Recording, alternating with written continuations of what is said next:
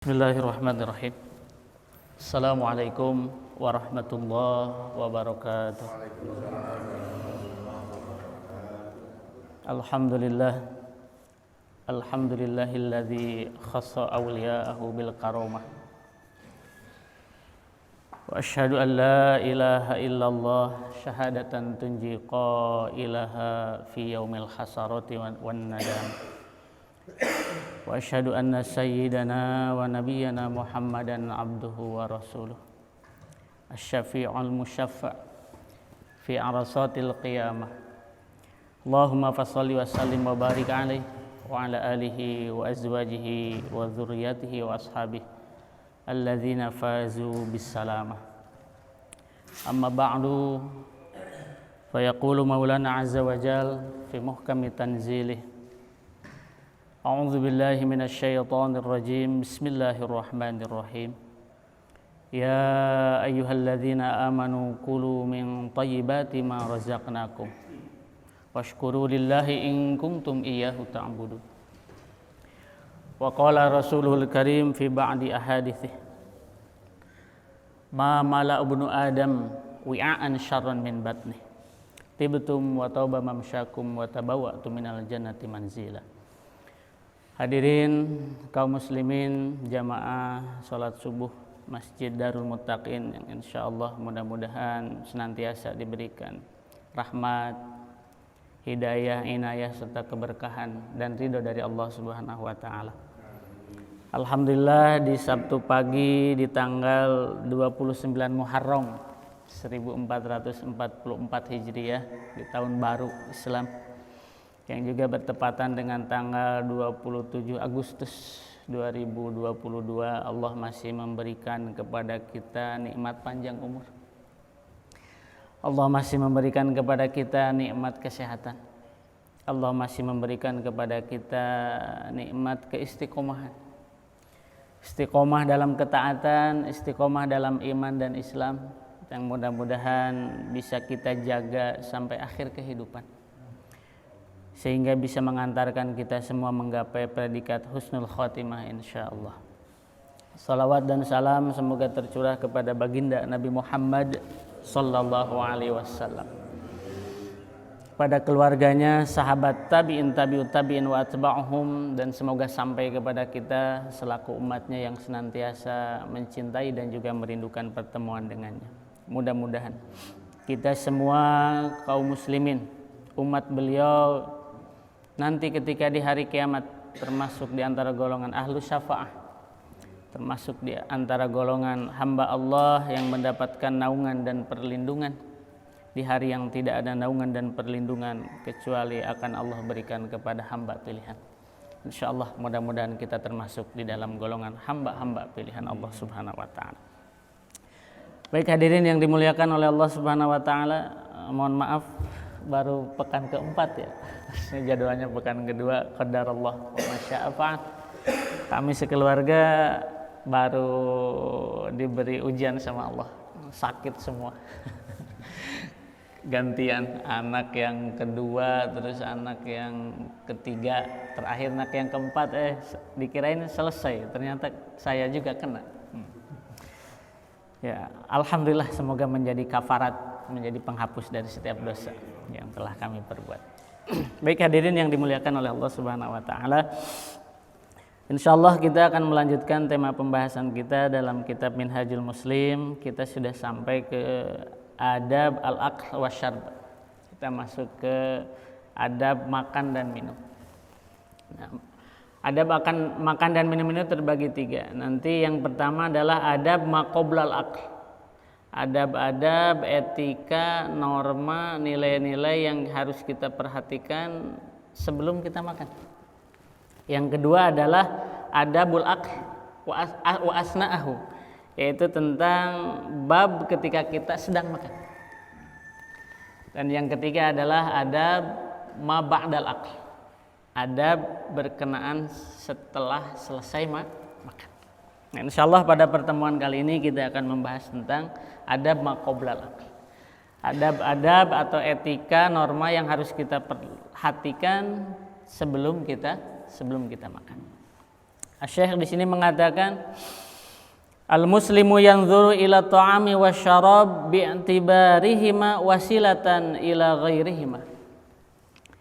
Yang harus pertama kali dipahami, disadari bahwa seorang muslim ketika dia melihat makanan atau minuman, maka dia memposisikan bahwa makanan dan minuman itu hanya sebatas wasilah, hanya sebatas perantara, bukan menjadi tujuan. Beda tentunya dengan hewan kan gitu, hewan dan binatang yang mereka memang makhluk tersebut diantaranya tujuannya adalah untuk makan. Kalau tidak makan ya dimakan. Nah, kalau kita justru harus menjadikan bahwa makan dan minum itu sebagai wasilah, bukan sebagai tujuan. La ghayatan maqsudatan lidzatiha, jangan sampai menjadikannya sebagai tujuan. Sehingga pantas jika Nabi menyampaikan dalam sebuah riwayat hadis dikatakan ma mala abnu adam wi'an syarran min batnihi. Jadi tidak ada satu wadah yang ketika dipenuhi oleh seorang manusia, oleh manusia ibnu Adam, maka akan berdampak keburukan, bahkan lebih buruk dari tempat-tempat wadah yang lain. Apa itu? Perutnya. Perutnya. Jadi tidak ada wadah yang lebih buruk melebihi perut ketika dipenuhi. Ya, kotak amal wadah kalau dipenuhi baik, kan gitu. Dipenuhi baik, manfaat, maslahat, infak. Tapi kalau perut kalau dipenuhi, jadi ketika jawarih ini kenyang, maka hati yang akan menjadi lapar, nafsu yang akan menjadi lapar. Jadi lihat, kalau orang banyak makan, banyak minum kan gitu ya, maka emosinya kadang-kadang. Makanya kita diajarkan untuk puasa, belajar mengendalikan itu, supaya kita bisa menjadi pribadi yang mampu mengontrol diri. Maka kita tidak aneh jika misalkan ada orang yang sampai terjerumus kepada perbuatan dosa dan maksiat, cuman masalahnya karena nafsu perut. Hanya karena nafsu perut, mengikuti nafsu perut. Nah, seorang muslim hendaknya meyakini sebagai wasilah. Wasilah itu artinya apa? Perantara. Wasilah, perantara yang apa istilahnya? Yang menyampaikan pada satu maksud dan tujuan. Berarti itu bukan tujuan utama. Apa? Fahuwa ya'kulu wa yashrabu min ajlil muhafadzah ala salamati badanihi alladzi bihi yumkinuhu an ya'budallaha ta'ala.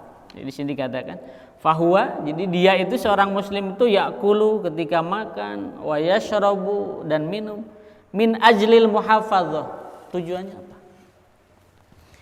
Tujuannya adalah al-muhafadzah, untuk menjaga ala salamati badanihi, menjaga badannya, menjaga fisiknya supaya sehat, supaya kuat. Yang ketika dia sehat, dia kuat, dia bisa beribadah kepada Allah.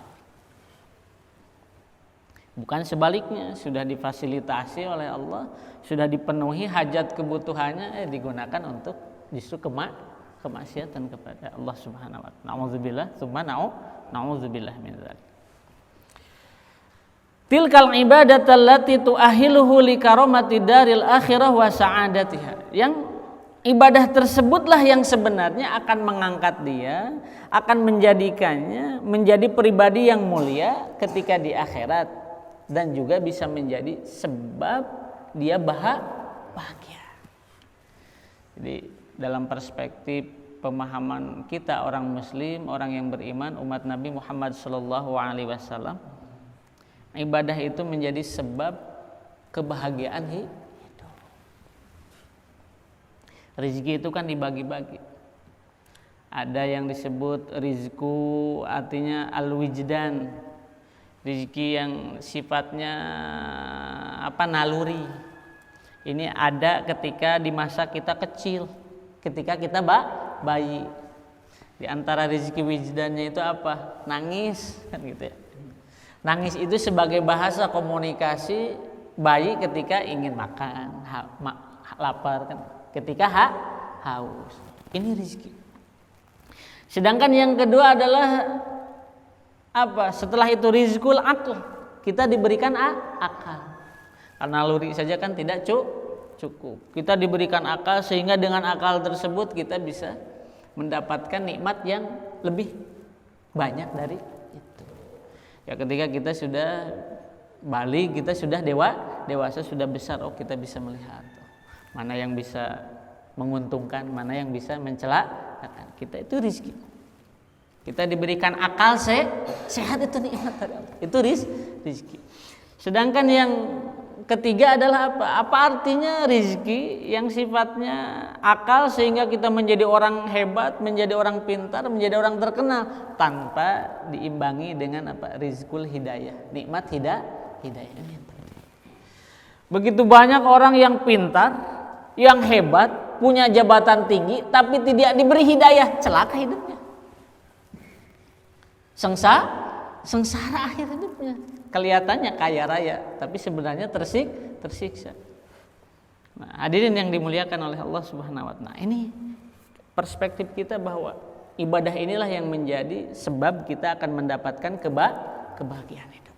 Nah, kita meyakini bahwa dengan ibadah-ibadah yang kita lakukan, meskipun misalkan secara nalar yang pendek, pandangan yang singkat, yang pendek, terbatas, di dunia hidup mah gini-gini aja kan gitu ya. Iya. Meskipun misalkan tanpa pandangan qanaah, keriduan kepada Allah, nerimo kan gitu ya, nerima. Tapi insya Allah kita meyakini bahwa kebahagiaan itu bukan hanya dunia, tapi juga kebahagiaan yang sesungguhnya itu kebahagiaan akhirat.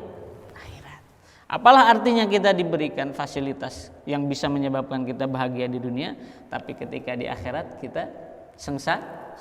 Ini hadirin yang dimuliakan oleh Allah Subhanahu wa taala. Iman inilah yang bisa mengkondisikan, memposisikan suatu amalan. Falaisa huwa ya'kulu wa yashrabu li dzatil aqli wa syurb wa syahwatihima. Nah, maka sudah pasti seorang muslim itu tidak mungkin ketika dia makan atau minum hanya sekedar untuk memenuhi dorongan syahwat atau nafsunya saja. Falidza, maka dari itu huwa laulam yaju' lam ya'kul.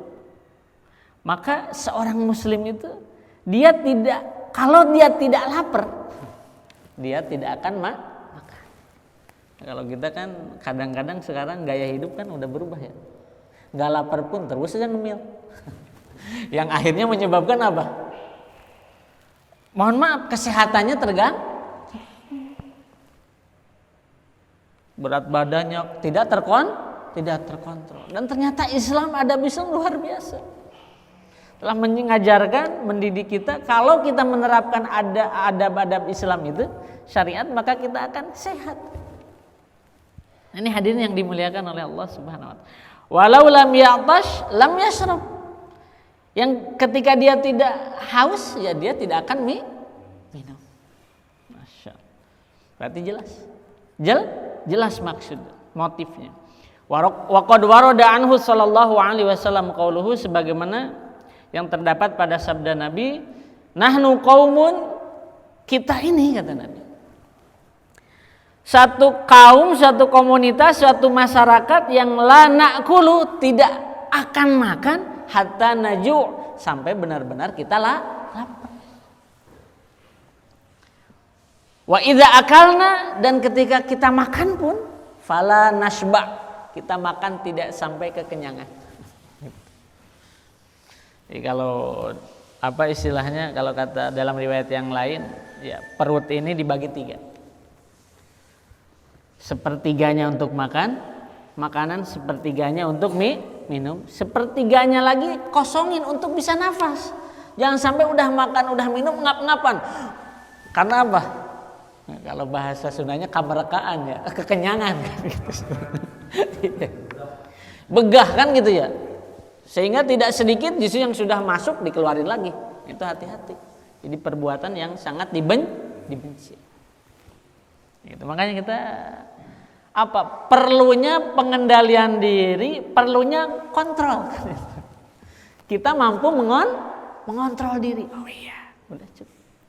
Oh berarti kalau seperti itu ya makan minum secukupnya. Jangan sampai kita ingin mengamalkan hadis ini tapi karena ngambil makanannya banyak akhirnya jadi tersisa juga mubazir kan gitu.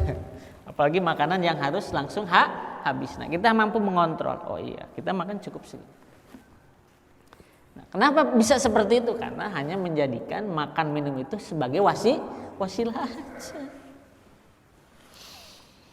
Wa min huna kana al-muslim yaltazimu fi ma'kalihi wa mashrabihi bi adab syar'iyyah. Nah, maka dari itu seorang muslim harus memperhatikan, harus berpegang teguh pada adab-adab syariat ketika dia makan dan juga minum. Apa itu? Yang pertama yaitu adab maqoblal akl. Yang pertama yang kita bahas adalah adab-adab sebelum makan. Yang pertama an yastatiba ta'amahu wa syarabahu bi an ya'uddahuma minal halali thayyib al khali min syawaibil haram wa syubuhat. Yang pertama yang harus diperhatikan adalah an yastatiba. Yastatiba itu fi'il mudhari dari kata istatoba, yastatibu, istitobah, yang satu akar kata diambil dari kata thayyib. Kata apa? Thayyib, suatu yang baik. Sesuatu yang baik. Nah, apa maksudnya? Jadi makanan dan minuman itu sebelum disiapkan, nah dia harus diusahakan dari sesuatu yang baik. Kalau yang baik sudah pasti halal. Tapi kalau yang halal belum tentu baik. Ini yang harus diperhatikan. Makanya harus dipastikan benar-benar makanan itu bukan hanya halal tapi juga thayyib. Allah sudah memerintahkan kan, ya ayyuhalladzina amanu kulu min thayyibati ma razaqnakum. Bahkan secara umum ya ayuhan nasu kulu ma fil ardi halalan thayyiban. Tidak setiap yang halal itu baik. Baik dari sisi kesehatan. Contohnya misalkan, mohon maaf bagi orang yang mempunyai misalkan riwayat asam urat, kan gitu ya. Maka tidak setiap makanan yang halal jadi baik untuk kesehatannya. Terkadang kalau makan emping, melinjo, jeroan kan gitu ya, bisa nyebabin cenut kan asam uratnya. Nah ini harus diperhatikan. Kenapa kok? Padahal nafsunya kan gitu. Wah jeroan nih, udah digulai lagi kan gitu ya. Ada babatnya lagi, masya Allah, enak banget ya. Kalau ngikutin syahwat mah disikat aja kan gitu ya, habek aja kan gitu. Tapi kalau kita meyakini bahwa makan minum ini bukan tujuan, bukan hanya memenuhi syahwat, dia lihat, ya kalau saya makan ini saya nggak bakalan bisa sujud atau berdiri ruku dengan sempurna atau lama kan gitu, nggak bakalan bisa sholat tumaninah khusyuk, enggak kan gitu. Karena apa? Menyadari makan minum ini hanya sekedar wasilah tadi, bukan hanya ngikuti hawa nafsu. Kalau gitu hawa nafsu iya. Karena dia ya pandangannya hanya tujuannya makan. Tidak melihat setelah makan itu dia harus melakukan apa. Itu dari sisi misalkan kesehatan. Sedangkan dari sisi tinjauan hukum syariat, nah ini yang lebih penting. Jadi kadang-kadang sesuatu yang kita usahakan, sesuatu yang halal. Tapi karena caranya nggak benar jadi haram. Tidak baik. Contohnya apa? Ya berusaha, bekerja, nyari makan tapi dengan cara-cara yang dilarang. Yang kita makan ya jelas nasi lah kan gitu. Yang jelas yang kita makan ya jelaslah sesuatu yang halal, tapi cara prosesnya tidak thayyib. Tidak baik. Nah ini yang harus kita.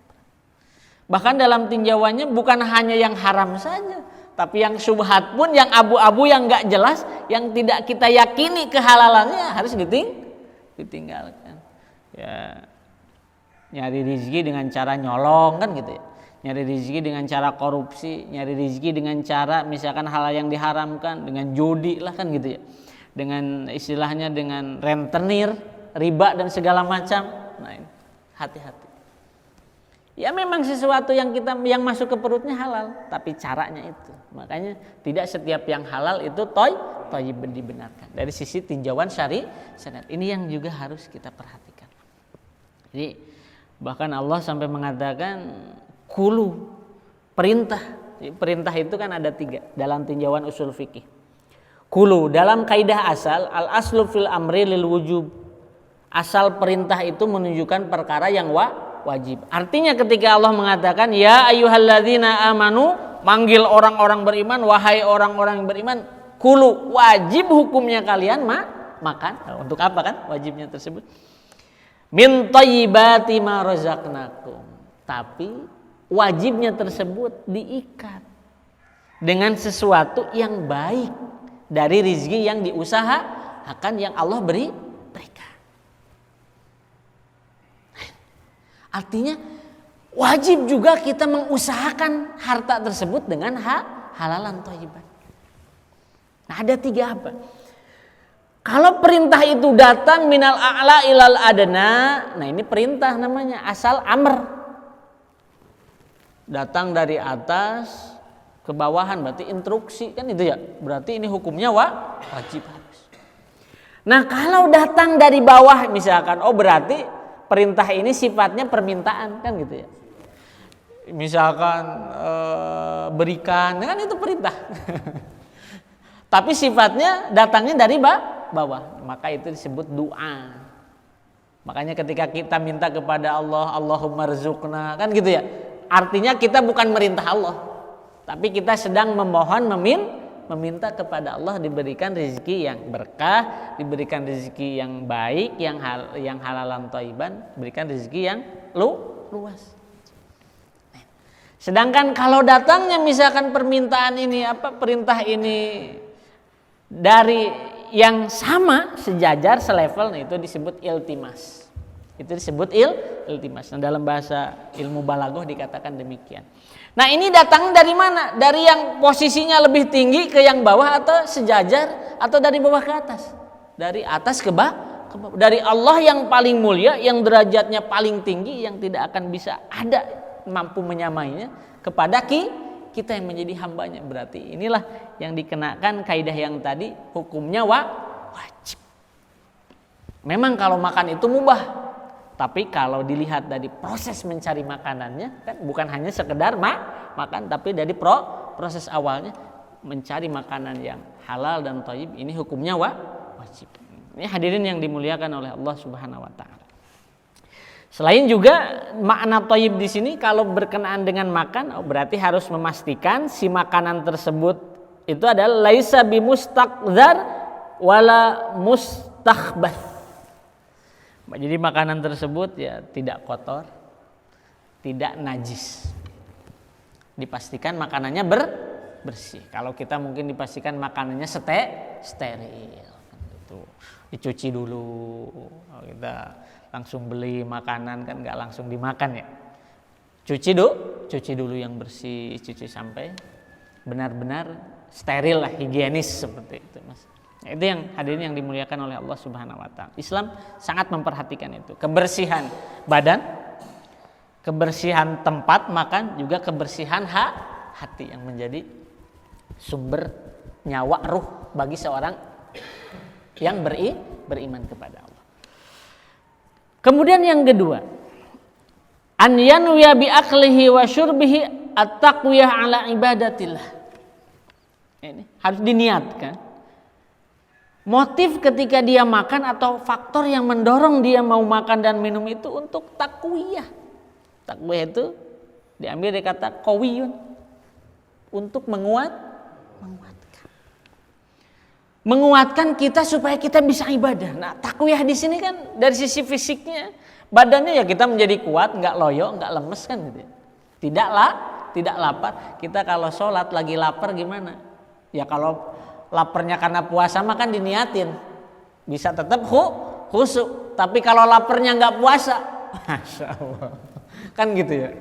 Ingat, istri ini gimana? Udah baru datang kerja belum siapan gitu. Datang sholat karena belum siap makanan, sholat dulu, ketika sholatnya ngedumel kan gitu. Masya Allah, ini gimana sih? Padahal lagi sholat gitu. Tapi yang dipikirinnya apa? Di rumah kan gitu. Ini gimana sih orang rumah kan gitu. Ini niatnya adalah menguatkan ibadah. Kita menjadi kuat badan kita sehingga kita bisa khusus. Yang kedua adalah menguatkan spirit kita sehingga kita menjadi semangat untuk beribadah. Nah, bagaimana caranya supaya sesuatu yang masuk ke perut kita ini benar-benar berkah sehingga benar-benar menjadikan kita kuat untuk melakukan ketaatan. Berarti ini kan faktornya bukan hanya faktor X saja kan. Artinya bukan hanya faktor masalah fisik saja kan, tapi masalah inti dari rezeki tersebut. Karena ada seseorang yang sedang safar melakukan perjalanan jauh. Orang yang safar itu kan diantara jaminannya apa? Doanya mustajab. Apalagi safarnya safar untuk haji kan gitu ya. Untuk umrah mas. Ini doanya mustajab. Ketika dalam safar dia berdoa mengangkat tangannya tinggi-tinggi, kemudian terlihat pakaiannya juga lusuh. Nah, artinya apa?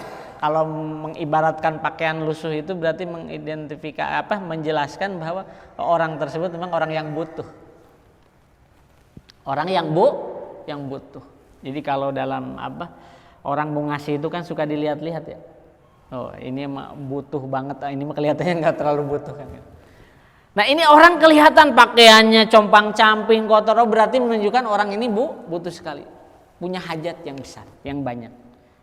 Tapi doanya tidak dikabulkan oleh Allah. Doanya dibalikin lagi, tidak diterima oleh Allah. Kenapa? Karena makanannya, minumannya, pakaiannya berasal dari sesuatu yang haram. Na'udzubillah, na'udzubillah. Kalau kita justru orang yang terlihat, misalnya kita meyakini bahwa ibadah kita diterima oleh Allah, tapi kita tidak menyadari proses awalnya. Makan minum pakaian kita ini dari mana sumbernya? Ini yang harus kita jaga. Ini yang harus kita perhatikan. Jangan sampai kita sholat, kita ibadah, kita memohon kepada Allah, tapi doa-doa tersebut istilahnya hanya sekedar pemanis mulut saja. Kenapa? Karena antara ucapan dengan perbuatan yang dilakukan bertolak belakang. Ini hadirin yang dimuliakan oleh Allah Subhanahu wa taala. Ini hal yang sangat penting sekali untuk kita perhatikan. Bahkan liutsaba ala ma akalahu wa syaribahu. Bahkan dia niatkan ketika makan dan minum itu apa? Dia ingin memperoleh pahala. Masya Allah. Terkadang kita kalau makan aja. Kalau minum aja. Nggak ada nawaitunya itu untuk mendapatkan thawaban wa ajron minallah. Padahal kan gampang banget ya. Tinggal kita niatkan. Makanya orang itu ketika beramal kan luar biasa. Ada 3 golongan orang yang beramal. Orang yang punya 3 motif yang berbeda. Yang satu motif ibadahnya itu karena takut. Takut. Yaitu disamakan dengan apa? Seorang hamba atau seorang budak yang dia harus melakukan suatu perbuatan, enggak dia kena hukuman. Yang kedua, dia istilahnya apa? Dia beribadah, melakukan amal karena lihat hitung-hitungan, ada untung rugi. Dia kalau ibadah ini, kalau dia rajin mewiridikan sholat duha kan gitu misalkan, mau baca surat Al-Waqi'ah kan gitu ya, tambah surat Al-Waqi'ah dan surat-surat yang lainnya, Alam Nasrah kan, dia akan memperlancar rizki. Ya, itu disamakan dengan ibadah orang yang seperti apa? Pedagang. Yang dia beribadah ketika apa? Ketika mempunyai hajat-hajat, keinginan, maksud dari ibadah tersebut. Sedangkan yang ketiga, dia ibadah bukan karena takut, dia ibadah bukan karena mengharapkan sesuatu yang sifatnya tidak begitu apa sesuatu yang khusus, sesuatu yang istilahnya apa ya tidak begitu prinsip, tapi dia beribadah karena cinta, karena syukur kepada Allah. Nah inilah amalan yang dilakukan oleh seseorang yang cinta kepada yang dicintai. Nah kita pun dalam beribadah termasuk dalam makan dan minum kita harus diniatkan seperti itu. Ya kalau makan hanya sekedar untuk mengenyangkan perut ya berarti untung-untungan kan itu motifnya.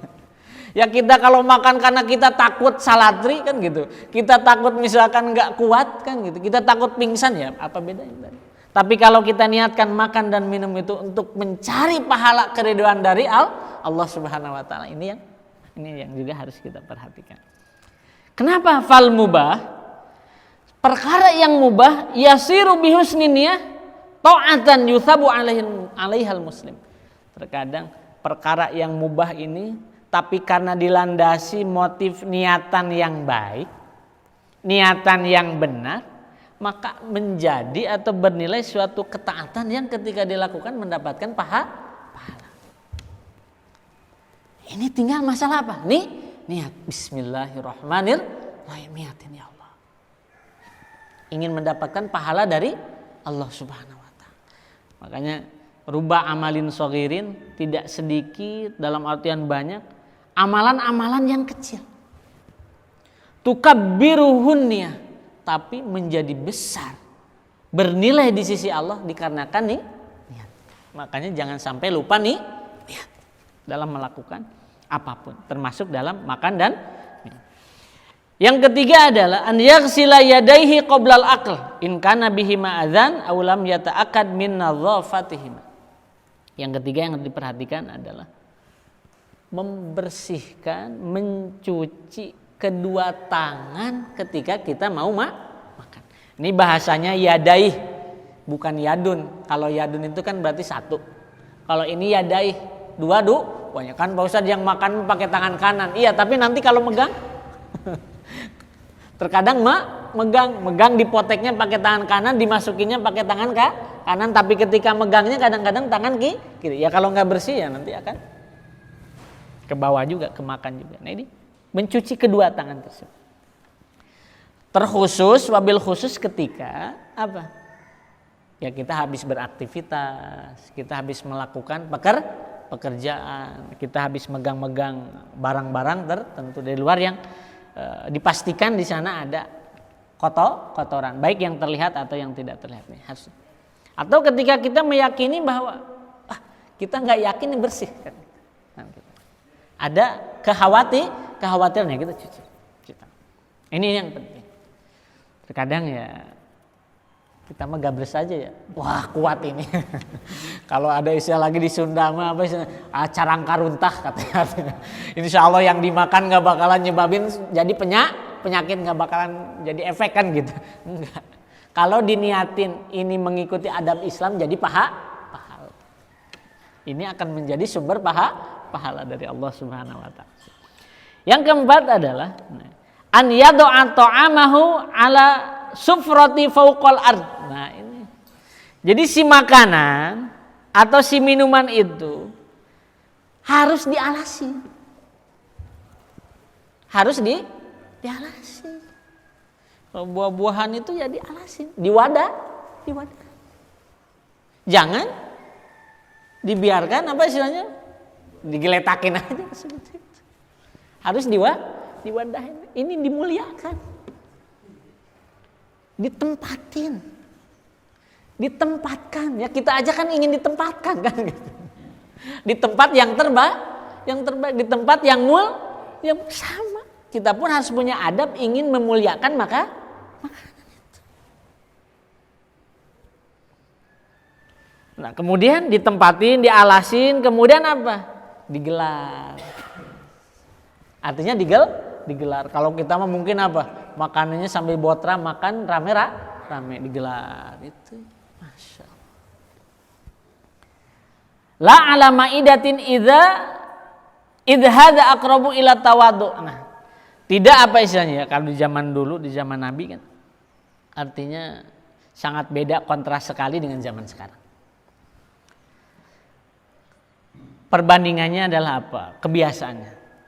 Kalau Nabi dengan para sahabat makanan ditempatin, dialasin, dibungkusin. Kemudian ketika makan itu apa? Tidak terlihat mana si kaya, mana si miskin. Kenapa? Karena makanannya digelar. Disantap rame-rame. Tapi kalau lihat di sebelah sananya bagaimana orang-orang Romawi, bagaimana orang Persia kontras sekali. Yang makanan tersebut apa? Dihidangkan, disimpan di tempat-tempat yang mewah. Yang terkadang apa? Tidak semua orang boleh ngambil. Bahkan tempatnya pun terbuat dari emas kan gitu. Nah ini termasuk di antara hal yang diharamkan. Makan, minum dari tempat piring atau gelas yang terbuat dari emas, ini nggak boleh. Termasuk bagi laki-laki tidak boleh mengenakan emas, baik gelang, cincin, apalagi antingnya nggak mungkin. Atau kalung, tidak boleh.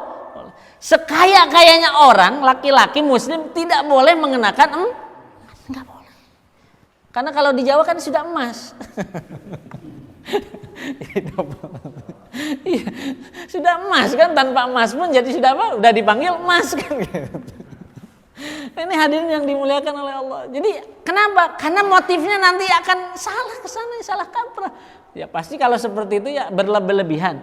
Pasti khawatirnya terjerumus juga pada perbuatan sombong takabur. Kenapa? Ya kalau punya harta lebih yang diemasin apa? Ya istrinya lah kan gitu. Anak perempuannya ya laki-lakinya nggak usah lah. Nah, ini hadirin yang dimuliakan. Kenapa kok sampai digelar seperti itu, dimakan rame-rame?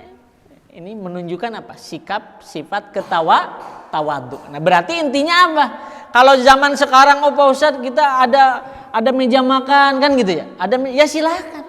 Tapi niatnya, motifnya tetap harus mengedepankan adab, sopan, santun, nilai-nilai ketawaduan. Artinya yang sudah ada meja di rumah, bahkan meja makan yang kadang-kadang juga keluarga bisa makan semua, dilipat semua bahkan dibuang, ya enggak gitu juga. Kenapa? Karena apa? Ada tujuan, ada maksud. Apa? Ila tawadu, mencapai apa istilahnya? Derajat ketawaduan. Nah, ini juga bisa disampaikan ke istri yang misalkan apa udah biasa makan lesehan kan gitu ya, tanpa meja ya nggak usah maksa-maksa. Kenapa? Ada hadis kajiannya kan gitu. Makan di bawah lebih berkah. Makan lesehan gitu. Ma'akala Rasulullah Shallallahu Alaihi Wasallam, Anas bin Malik radhiyallahu anhu meriwayatkan bahwa Nabi Rasulullah Shallallahu Alaihi Wasallam tidak pernah makan ala khiwan wala fi sukur rujah. Nah ini, bahwa Nabi itu sederhana. Kalau dilihat Nabi itu tidak pernah makan menggunakan apa istilahnya, menggunakan meja, menggunakan mangkok. Berarti kalau kita lihat sangat bersahaja sekali. Sangat bersahaja sekali. Makanya ketika di zaman Umar bin Khattab, ini bukan Nabi ya, ini sahabatnya. Ketika ada orang Persia yang datang, juga orang Romawi yang datang, tentara untuk menghadap khalifah waktu itu, sampai bingung. Ini benar khalifahnya? Kenapa? Karena saking bersahajanya. Tidak terlihat. Kalau kita mah kan gitu, jabatan tinggi sedikit, pengawalnya aja banyak kan gitu, bodyguardnya aja banyak, mobilnya aja berjejer, ingin. Tapi kalau Nabi, para sahabat tidak menonjol, semua dilihat sesuai dengan fungsi dan kebutuhan. Di luar kebutuhan, oh berarti enggak usah, ditinggalkan. Nah, kalau kita makan terus. Karena ada motif niatan jauh dari nilai-nilai ketawaduan. Yang kelima, hadirin yang dimuliakan oleh Allah Subhanahu wa taala, ini perkara duduk. An yajlisa mutawaddi'an, duduk dengan tawadu, duduk dengan sopan, bahkan di sini dikatakan bi an yajthwa ala rukbatai. Berarti kalau duduk bertumpu pada kedua lutut, oh berarti makannya sambil Masya Allah. Itu menunjukkan apa? Tawadu. Memuliakan makanan. Atau dalam kondisi yang lain, yajlisu ala dhahri qadamaihi wa yajlisu apa? Duduk di atas kedua apa ini? Punggung kaki ya, yang tadi. Lutut, kemudian punggung kaki. Tawadu. Jadi istilahnya apa? Duduknya enggak selonjoran kan gitu. Makan kan gitu. Awiyan siba rijlahul yumna wa yajlisu 'alal yusra, atau kalau lihat Nabi beliau apa? Bertumpu pada kaki kiri kemudian bersandar pada kaki kanan. Masya Allah. Ini duduk kalau lesehan ya. Jangan kalau duduk di atas kursi makan gitu. Jadi apa di antara adab sunnah Rasul apa? Jadi duduk bertumpu pada kaki kiri kemudian kaki kanan diangkat. Dan ini ternyata setelah dikaji itu membuat cepat kenyang. Karena posisi si lambung sedikit tertekan. Ya kalau di kita mungkin sambil sila lah gitu. Kalau kondisi sambil sila. Tapi jangan di atas kursi ya, ini ketika lesehan kalau di atas kursi menjadi nggak sopan. Karena posisinya udah beda. Sudah beda makom, beda makan, beda tempat. Itu ketika lesehan ini udah di kursi. Ini ketika di warung kopi. Nah itu khawatirnya kita kan tujuannya sopan tawadu. Justru ada sisi-sisi arogansi lah kan kalau seperti itu. Nah ini tujuannya. Ini hadirin yang dimuliakan. Kata Nabi, la aqulu muttaqian. Aku enggak pernah makan dengan senderan. Masya Allah, artinya makan dengan yang menunjukkan dia orang yang qalil adab lah. Tidak menghormati, memuliakan makanan dan orang yang ada yang dia makan bersama-sama senderan. Kenapa? Inama ana abdun, karena saya ini seorang hamba Allah Subhanahu wa taala. Wa ana abdun aqulu kama yaqulul abdu. Berarti ya harus memposisikan, mengkondisikan makan seorang hamba. Ya, inilah makna ihsan. Makna ihsan. Hakikatnya dia sedang ibadah.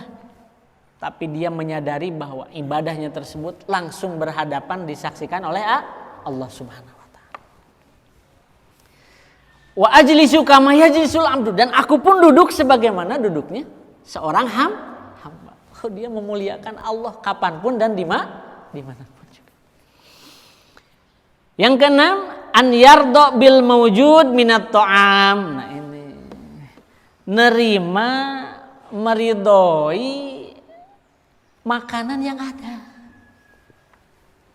Makanan yang disiapkan istri, makanan yang disiapkan orang tua, yaitu disyukuri. Tidak mencari-cari makanan yang tidak ada. Wah, ini kerupuknya mana ya? Masya Allah, padahal nggak ada. Nggak beli kerupuk juga kan gitu ya? Misalkan. Wah, ini kalau ada kerupuk, Masya Allah. Oh, ini kalau ada sambal kan gitu. Padahal udah tahu nggak dikasih jatah juga kan gitu. Untuk beli, untuk nyambel. Oh, yang ada, berarti yang disiapkan, yang ada di depan mata, berarti itu ya. Yang mungkin Allah berikan untuk kita. Rizki untuk kita syukuri, nikmati. Jangan mencari-cari yang tidak ada. Wa an la ya'ibahu, yang kedua, tidak pernah mencela makanan. Ini makan wasin. Ini mau nikah lagi ya? Gitu, keasinan gitu. Kamu mau nikah lagi, apalagi dengan ditambah-tambah seperti itu. Astaga. Ke istri lagi bilangnya seperti itu. Astaga. Nggak boleh. Keasinan ini. Wah, ini emang nggak ada garam ya? Kan gitu. Ini kolak ya? Ini sayur apa kolak? Kan gitu. Kemanisan kebanyakan gula. Rasul nggak seperti itu. Makan yang ada dan tidak pernah mencela. Kenapa? Wa in ajabahu akala. Ketika menarik makanan itu, menarik selera kan gitu ya. Dia suka, dia makan. Wa in lam yu'jibuhu taroka. Ketika tidak menarik kan gitu ya, enggak mau lah, maka tinggalkan, tapi tanpa mencela. Ya ini udah ditinggalin sambil bukan selera aku. Nggak level kan gitu. Bagi istri sudah menyiapkannya, Masya Allah. Dengan capek, dengan susah, payah harus dengan gendong anak kan gitu ya. Apalagi anak kecil nyusuin anak, lagi nangis juga harus ke kamar dulu, harus nyiapin yang lain. Masya Allah. Nih udah ada, tidak disyukuri. Ma'aba Rasulullah Sallallahu Alaihi Wasallam ta'aman qat. Ini ada bahasa qat. Nabi tidak pernah sekalipun mencela makanan. Ini qat, artinya kata qat ini nggak pernah sama sekali. Padahal kita mah cukup aja ma'aba Rasulullah ta'aman, udah cukup kan segitu. Nggak usah pakai qat juga. Tapi ini menegas. Nabi nggak pernah, artinya kita jangan sampai pernah mencela makanan. Inishtahahu, ketika menggugah syahwatnya, menarik seleranya, akal, maka Nabi makan. Wa in karihahu, ketika makanannya enggak suka, taroka. Nabi tidak menyentuh, tapi Nabi ada di sana, ikut. Cuma Nabi tidak menyentuhnya. Nabi nyari makanan yang lain. Itu yang keenam. Sedangkan yang ketujuh, ada ini yang penting juga, an yakula ma'a ghairihi, ketika makan rame-rame, tidak makan sendiri. Min dhaifin au ahlin au waladin au khadimin. Nah, ini terkadang nih yang punya asisten rumah tangga. Yang punya asisten rumah tangga, ya ketika makannya bersama. Ya kalau makannya lesehan enak kan, bisa lesehan. Kalau makannya di meja kursi makan, ya makan juga bersama. Jangan sampai dipisah-pisah. Makan sama-sama. Waktu makan majikan, asisten rumah tangga pun ikut makan. Ini adab umat Rasulullah SAW. Makan sama, dan yang dimakannya pun sama. Yang dimakannya pun sama. Kalau ini untuk misalkan masak ayam, ya yang dihidangkan ayam itu. Jangan sampai yang dimasak ayam, tapi untuk asisten, untuk yang lain misalkan, ngambil sisa makanan kemarin kan gitu misalkan. Goreng tempenya tuh. Ikan asin enggak. Nah, apalagi ini mobil khusus, misalkan hati-hati yang serumah dengan orang tua. Yang serumah dengan orang tua, yang satu atap dengan orang tua, ini harus diperhatikan. Bahkan adabnya ngajak kan gitu ya. Kalau misalkan orang tua tidak tidak mungkin makan bareng pada waktu ada kebutuhan yang lain, maka tawarin. Pak, mah makan kan gitu ya. Beh, mak makan kan gitu ya. Jangan sampai los. Termasuk ke anak juga, ke istri. Kadang-kadang kan kalau lapar nggak inget ya, habek-habek aja kan gitu. Padahal istri di sana ada kan gitu, anak-anak ada, tawarin, makan kan gitu. Nah makan kan gitu. Meskipun dia kenyataannya tidak ikut makan, tapi tawarin. Ada bahasa ini yang harus dibiasakan. Ini ibadah. Kalau diniatin kita mengamalkan sunnah Nabi, maka dianggap suatu ketaatan sebagai pengikut Nabi Muhammad SAW. Nabi mengatakan, ijtami'u ala ta'amikum, kumpul makan rame-rame. Makan rame-rame. Yubarak lakum fihi. Allah, niscaya apa istilahnya, kalian akan diberkahi dari makanan tersebut. Nah, ini hadirin yang dimuliakan oleh Allah Subhanahu wa taala, ada 7 hal yang harus kita perhatikan sebelum kita makan. Mudah-mudahan bisa kita amalkan, bisa kita praktekkan dalam kehidupan kita sehari-hari, dan mudah-mudahan ini juga bisa bernilai ketaatan kita di hadapan Allah Subhanahu wa taala. Mungkin itu saja yang bisa saya sampaikan. Ada yang ingin di-share? Ditanyakan? Kalau tidak ada, kita sama-sama tutup, kita sama-sama akhiri pertemuan kita. Kalau ada pertanyaan, ada waktu 4 menit mungkin. Baik, kalau tidak ada, kita sama-sama akhiri pertemuan kita dengan beristighfar kepada Allah Subhanahu wa taala. Mudah-mudahan tidak ada dosa kekhilafan yang bisa menyebabkan doa-doa kita tidak dikabul dan diijabah oleh Allah Subhanahu wa taala. Astagfirullahaladzim. Astagfirullahaladzim. Astagfirullahaladzim. Astagfirullahaladzim. Astagfirullahaladzim. Astagfirullahaladzim. Astaghfirullahaladzim alladzi la ilaha illa huwal hayyul qayyum wa atubu ilaih li wa li walidayya wa li jami'il muslimina wal muslimat wal mu'minina wal mu'minat min jami'il ma'asi wal dzunub wa la haula wa la quwwata illa billahil aliyil azim. Allahumma anta rabbi la ilaha illa anta khalaqtani wa ana 'abduka wa ana 'ala ahdika wa wa'dika mastata. A'udzubika min syarri ma sana'tu abu'u laka bi ni'matika 'alayya wa abu'u bi dhanbi faghfirli fa innahu la yaghfiru dzunuba illa anta. Al-Fatihah. A'udzu billahi minasyaitonir rajim. Bismillahirrahmanirrahim. Alhamdulillahirabbil alamin arrahmanir rahim maliki yaumiddin. Iyyaka na'budu wa iyyaka nasta'in ihdinas siratal mustaqim siratal ladzina an'amta 'alaihim ghairil maghdubi 'alaihim waladdallin. Rabbighfir lana wa liwalidina wa li jami'il muslimina amin. A'udzu billahi minasyaitonir rajim. Bismillahirrahmanirrahim. Alhamdulillahirabbil alamin hamdasy syakirin hamdan na'imin hamdan yuwafi ni'amahu wa yukafi'u mazidah. Ya Rabbana lakal hamdu kama yanbaghi li jalali wajhikal karimi wa 'azimi sultanik. Allahumma shalli wa sallim ala sayyidina Muhammadin wa ala alihi wa sahbihi ajma'in. Rabbana zalamna anfusana wa illam taghfir lana wa tarhamna lanakunanna minal khasirin. Rabbana ighfir lana wa liwalidina warhamna warhamhum kama rabbawna shighara. Rabbana hab lana min azwajina wa dhurriyyatina qurrata a'yun waj'alna lil muttaqina imama. Allahumma inna nas'alukal huda wat tuqa wal afafa wal ghina. Allahumma inna nas'aluka ridhaka wal jannah wa na'udzubika min sakhatika wan nar. Allahumma ighfir li ummati sayyidina Muhammad. Allahumma arham ummata sayyidina Muhammad. Allahumma astur ummata sayyidina Muhammad. Allahumma jibur ummata sayyidina Muhammad. Allahumma aslih ummata sayyidina Muhammad. Allahumma ihfaz ummata sayyidina Muhammad. Allahumma arham ummata sayyidina Muhammadin rahmatan 'amatan ya rabbal alamin. Allahumma ighfir li ummati sayyidina Muhammadin maghfiratan 'amatan ya rabbal alamin. Allahumma farrij an ummati sayyidina Muhammadin farajan 'ajilan bi rahmatika ya arhamar rahimin. Allahumma ighfir lil muslimina wal muslimat wal mu'minina wal mu'minat al ahya'i minhum wal amwat. Rabbana atina fid dunya hasanah wa fil akhirati hasanatan wa qina adzabannar. Wa bi fadli subhana rabbika rabbil izzati amma yasifun wa salamun alal mursalin walhamdulillahi rabbil alamin. Wa sallallahu ala sayyidina Muhammadin wa ala alihi washabbihi wasallam. Baik hadirin yang dimuliakan oleh Allah Subhanahu wa taala, mungkin itu saja yang bisa saya sampaikan. Al-afu minkum wa jazakumullahu khairan katsiran. Wallahul muwaffiq ila aqwamit thariq. Wassalamualaikum warahmatullahi wabarakatuh.